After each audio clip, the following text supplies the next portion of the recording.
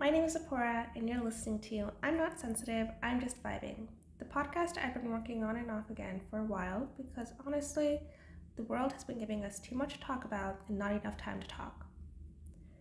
Long story short, I'm a college student who wants to become a journalist because I love writing, and I love writing about the messy and complicated world we live in, though lately it does feel like we've stopped talking about the world. Maybe because we're too sensitive. Like, since when did caring about people's rights to live, to be happy, and to be safe become so controversial? I think it's because the world has become too convoluted. Too much information and misinformation that we don't know what to say. So let's try and get some things straight. I'm not sensitive, I'm just a citizen. One of 346 million in the United States. One of billions worldwide. Citizenship isn't about paying taxes or following laws. It's about recognizing that we're the reason countries exist at all. Our labor, our participation, our attention, that's what keeps the whole system running. Which brings me to today's problem, misinformation. When lies spread faster than truth, our citizenship stops working. So let's talk about how we got here, with some help from philosophers who saw this mess coming centuries ago and can help us fix it. Because at the end of the day, vibing isn't about staying quiet, it's about caring just enough to change things. So let's rewind. Before governments, before laws, before all of this, humans figured out pretty quickly that going solo wasn't going to work.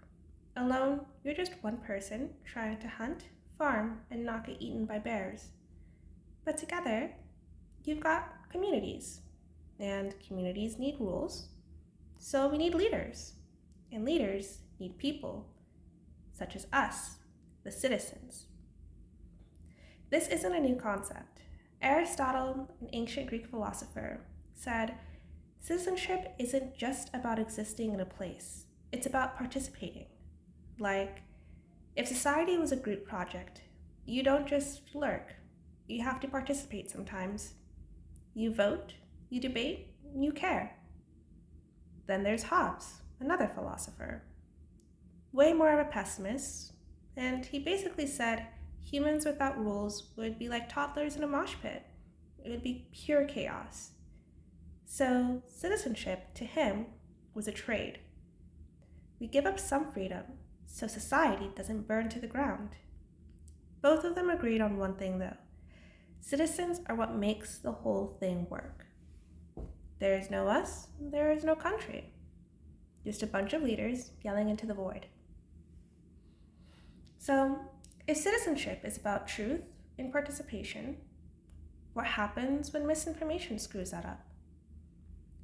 If we think about it, Aristotle's ideal citizen needs facts to make good decisions.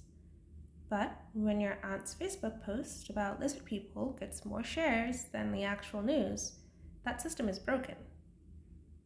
Hobbes' social contract relies on shared reality. But when we can't agree on basic facts like whether the earth is round or vaccines work, that contract starts crumbling. And the worst part is misinformation makes us not want to participate. Why vote? Why care if you think elections are rigged? Why trust scientists if you're told that they're lying?